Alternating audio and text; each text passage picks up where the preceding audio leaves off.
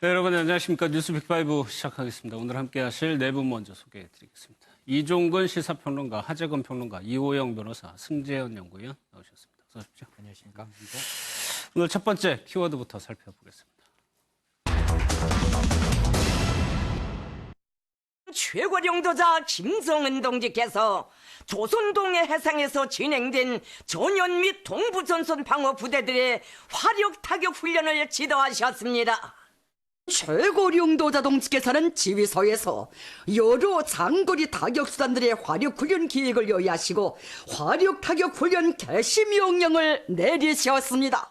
경야는 최고령도자 동지께서는 남조선 군부 호정 세력들에게 엄중한 경고를 보내기 위한 무력 시위의 일환으로 비위가 거슬려도 남조선 당국자는 오늘의 평양발 경고를 무시해버리는 실수를 범하지 말아야 할 것입니다. 오늘 새벽 두 번에 걸쳐서 북한에서 발사를 했습니다. 지난번과 같은 그런 단거리 탄도미사일일 수도 있고 또 방사포일 수도 있고 이러기 때문에 현재 분석 작업이 진행 중에 있다, 그렇게 말씀드리고 과거와는 조금 다른 그런 재원으로 식별하고 있습니다. 보신 대로 북한이 오늘 새벽에 또 미사일을 발사했습니다. 최근에 일지를 보면은 굉장히 많이 자주 쏘고 있어요. 네, 그렇습니다. 일단 북한 측에서는 우리 나라와 미국의 연합훈련을 지금 핑계로 대면서 탄도미사일을 계속 미사일을 쏘고 있는데 일단 우리가 눈여겨봐야 될 건 그러니까 KN-23이라는 북한판 이스칸데르라는 그 미사일을 계속 쏘고 있는 것이냐, 첫 번째. 그 다음에 두 번째, 5월 4일부터 7월 31일까지에 이어지는 이 미사일의 고도를 보면 제각각 계속 다르다는 거예요. 처음에는 50, 나중에는 40, 오늘은 30, 아주 저고도로 지금 비행을 했어요. 만약에 방사포가 아니라 이것도 역시 미사일이라면 지금 5월 4일부터 오늘까지 그 4차례에 걸쳐서 벌어진 이 발사체의 발사는 실험을 계속하고 있다. 뭔가 계속적으로 시험하고 있다는 얘기네요. 그러니까 똑같은 어떤 고도와 똑같은 그런 이 미사일 거리라면 사실상 실험을 끝냈다고 볼 수 있고 위험용이라고 볼 수 있는데 이 4번에 걸쳐서 물론 하루에 이 두 발을 걸친 것까지 포함하면은 사실 7차례에 걸친 어떤 발사인데요. 7차례에 모두 다 달랐다는 거예요. 고도가 다르고 미사일의 어떤 그런 그 발사 거리가 다르고 그렇다면 아주 정밀하게 지금 실험을 거듭하고 있는 것 아니냐라는 추측이 거기서 나오고 있는 것이죠. 시험을 계속한다는 거는 미사일이 점점 더 발전하고 있다고 해석이 될 수도 있는 얘기인데 아직까지 청와대 입장은 안 나왔습니다. 근데 정경두 국방장관의 얘기를 들어보면 이런 식으로 계속 도발하면 계속 적이다라고 얘기를 했어요. 전과는 굉장히 강경한 표현입니다. 그러니까 적이라는 표현을 명확하게 썼는데 그러니까 그동안은 북한에 대해서 너무 우리 정부가 좀 포용적인 태도를 보이는 거 아니냐.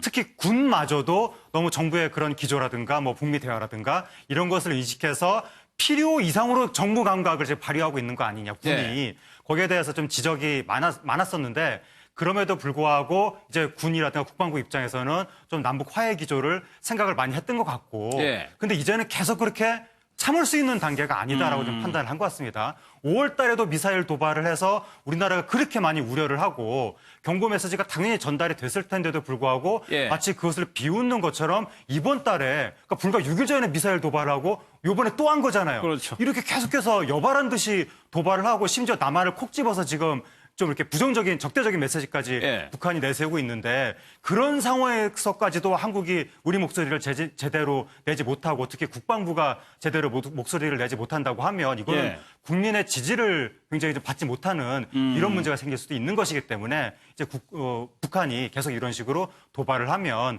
이건 뭐 적이라고 할 수밖에 없다라고 점점 우리 측에서도 강경한 입장이 나오는 것 같습니다. 앞서 조선중앙TV에서 평양발 경고라고 지난 25일 날 얘기를 했었죠.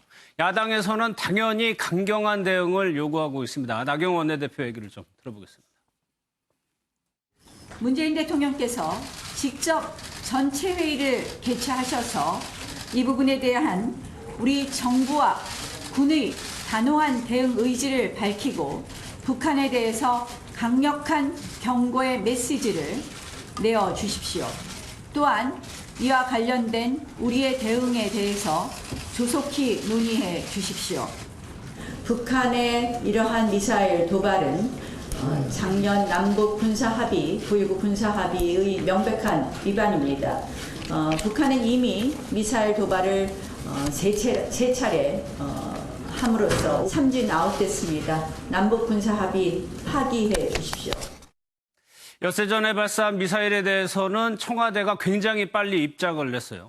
나경원 원내대표는 이제 문재인 대통령이 입장을 내달라는 거거든요. 네, 지금 오늘 나경원 원내대표가 그 오전에 긴급 브리핑을 통해서 원래 오늘 예정되어 있던 운영일을 연기하자. 예. 그건 되게 사실 좋은 의견이라고 저는 생각하거든요. 왜냐하면 운영위가 국회에서 열리면 청와대 비서관들이 이제 다 국회에 출동해서 국회 대응을 해야 되기 때문에 예. 이것은 지금 이런 안보 상황에 대한 위기에 대응을 하는데 조금 주의가 분산될 수 있거든요.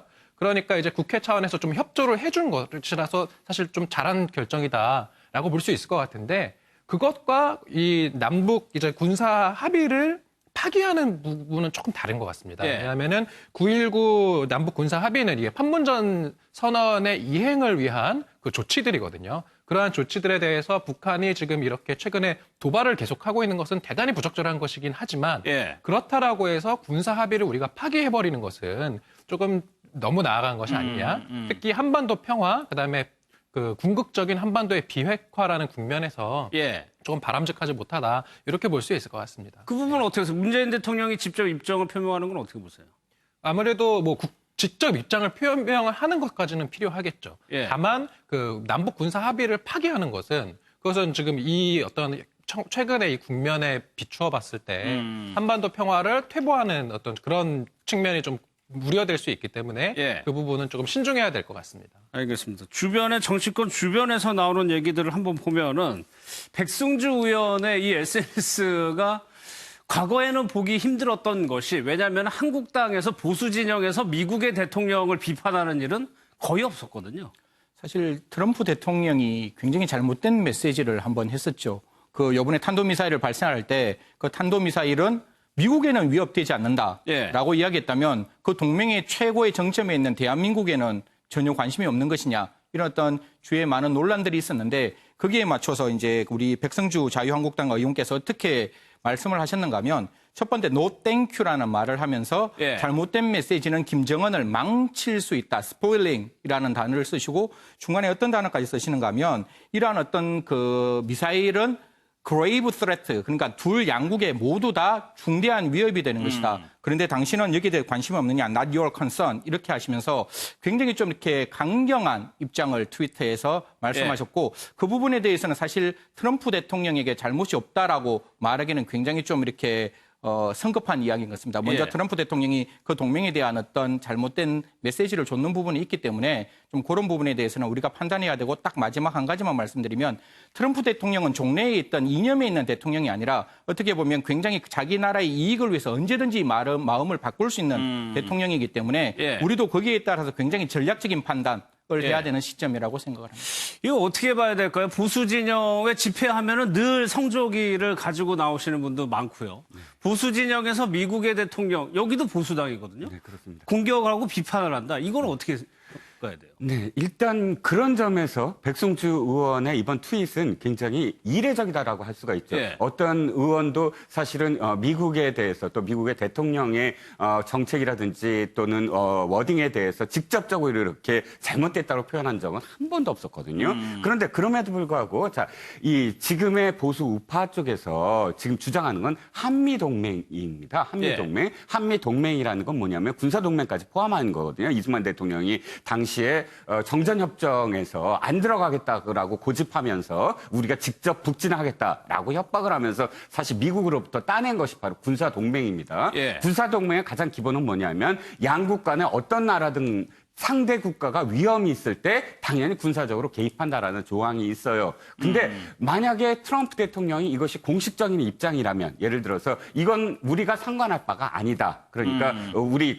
이 태평양을 건너서 미국을 향해서 오는 그런 탄도미사일이 아니기 때문에 상관이 없다라고 한다면 네. 그것은 군사동맹을 깨는 것이거든요. 한미동맹에 균열을 가게 만드는 것이 미국의 대통령이라면 한미동맹을 위해서라도 정당하게 비판하는 것은 네. 사실 사실 당연한 것 아니냐라고 볼 수가 있죠. 근간을 흔드는 거에 대해서 우려라는 말씀이신 것 같아요.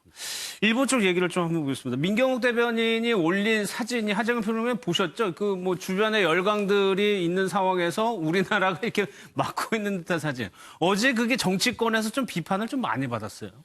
예, 그러니까 이제 민경욱 대변인이 그 약간 좀 너무 이 사안의 엄중함을 인식하지 못하고 예. 뭐 사진 같은 걸 올리면서 가볍게 그리고 이 뭐 일종의 정쟁의 수단으로 접근하는 것이 아니냐 그런 예. 인식들이 많이 나오는 거고 이정미 정의당 의원의 경우에는 이런 식의 치기 어린 글들이 국가에 도움되는가를 단 한 번이라도 생각을 하고 좀 올렸으면 좋겠다. 예. 또 이제 올렸으면 좋겠다라고 하는 것도 올리는 것 자체 SNS 활동을 너무 그렇게 빈번하게 하는 게 과연 국민들한테 좋게 다가갈 수 있을 것인지 그거부터 좀 생각을 해야 될 것 같고 네. 그다음에 할 때 하더라도 좀 정제된 그 메시지를 올렸으면 좋겠는데 너무 과도한 비판이라든가 네. 아니면은 좀 이렇게 그 막말이라든가 또 이제 너무 일본의 입장을 대변하는 거 아니냐라는 비판이 나오니까 반대로 또 일본한테 제가 지금 방송에서 옮길 수도 없는 그런 막말을 또 일본을 대상으로 민경욱 대변인이 올리기도 하고 약간 좀 좌충우돌하는 느낌이 있고 너무 예. 이렇게 정도가 많이 나간 느낌이 있고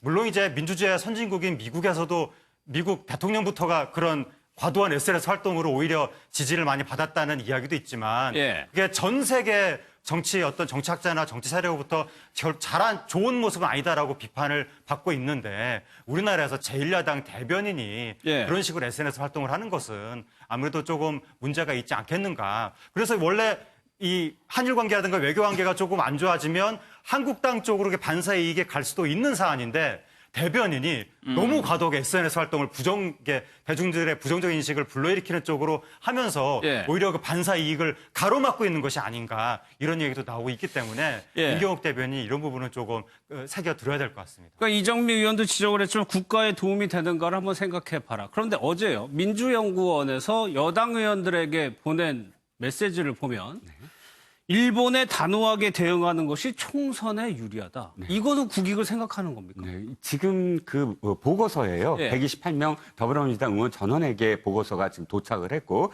그 보고서의 내용이 언론에 이제 공개가 됐습니다. 예. 그런데 일단 보고서의 내용은 이거예요. 한 여론조사 기관이 여론조사 내용을 인용을 하면서 최근에 집권 여당 또는 이 정부가 하고 있는 대일 정책이 어떤 방향이냐 또 어떻게 국민들로부터 지지를 받고 있느냐 이런 내용입니다. 그런데 예. 거기까지는 사실 큰 문제가 없었어요. 예. 그런데 그 다음 내용이에요. 사실 그 안을 들여다보면 현 정부가 일본에 대해서 원칙적인 어떤 대응을 하는 것이 호응을 받고 있다. 뭐 그러면서 이 50대라든지 그러니까 50대가 사실 상당 부분 비판적인 어떤 그런 연령층이었거든요. 예. 60대는 무조건 비판이었고 그런데 50대가 돌아서고 있다. 50대가 굉장히 지지를 하고 있다. 그러면서 하는 말이 지금의 원칙적인 대응은 총선에 굉장히 긍정적인 영향을 미칠 것이다. 예. 라고 보고서 내용을 닫습니다. 문제는 이거죠. 그것이 굉장히 정치적인 함의를 갖고 있는 게 그렇다면 이건 지금 일본과의 어떤 외교는 국익 차원이라고 지금까지 집권 여당은 표현하지 않았습니까? 그렇죠. 언론에서도 계속 강조하고 있었어요. 그렇죠. 예. 국익과 관련해서 야당이 이렇게 그러니까 정략적으로 지금 접근하고 있다라고 비판을 했는데 총선에 도움이 되는 방향이다라고 이야기한다면 지금까지 더불어민주당의 의원들이 굉장히 강경한 발언을 쏟아낸 것이 예. 마치 자당의 총선에 유리하기 위해서 지금까지 한 것 아니냐라는 비판을 받아 마땅하잖아요. 또 예. 이렇게도 질문할 수 있죠. 그러면 이 정국을 계속 끌어야 총선에 유리하냐. 그런 얘기가 되는 거죠. 네네. 그렇게 예. 결론이 되잖아요. 그래서 이렇게 당리당략으로 접근하는 듯한 이런 보고서 내용을 과연 예. 누가 작성을 하고 누가 지시했느냐라는 데까지 지금 비판의 목소리가 이어지고 있는 거죠. 뭐 오늘 민주연구원에서 해명 자료를 급하게 내긴 했죠. 그만큼 이게 좀 굉장히 조심해야 되는 문제입니다. 외교를 정치적인 이익으로 연관시키는 거는 굉장히 조심해야 되는 거거든요. 그렇죠. 왜냐하면은 이제 이게 사실은 보면은 국회 이제 민주정책연구원이나 아니면은 이제 당 내에 여러 가지 이런 전략을 분석하는 정세 보고나 이런 걸 하거든요. 예. 그런데 그런 어떤 보고서들 중에서 아주 극비로 물론 내부적으로 검토는 할 수 있는데 지금 이렇게 당의 의원들한테 발송을 했다라는 거는 사실상 예. 이건 공개된 자료라고 봐야 되거든요. 이렇게 공개된 자료에서 어떤 총선에 유리한지 불리한지를 이렇게 명시적으로 언급을 하는 건 대단히 부적절한 것이고 예. 실제 지금 이런 일본의 어떤 그 외교 지금 보복 이것이 출발된 것은 결국은 우리나라의 그 강제징용 소송 때문에 지금 촉발된 거지 않습니까? 이 부분에 대해서 일본에서 지금 그 한국 정부에 대해서 법원의 재판에 대해서 이렇게 개입을 종용한 듯한 그런 정황들이 계속 나오고 있는데 이것에 대해서 정부가 할 수 있는 건 사실 그렇게 많지는 않거든요. 우리나라 정부 입장에서는. 그래서 이런 점을 참 고려를 했을 때 어찌 보면 지금 현재 정부는 법원의 어떤 삼권 분립이라는 측면에서 네. 법원의 재판을 존중할 수밖에 없는 그런 차원이었고 그리고 나서 그 일본의 어떤 부당한 외교 보복에 대해서 어찌 보면 원칙론적인 이러한 정책 기조를 취하고 있는 것인데 예. 이것을 총선과 결부하는 듯한 이런 지금 보고서가 나왔다는 것은 사실 대단히 좀 개탄스러운 상황이라고 볼 수 있을 것 같습니다.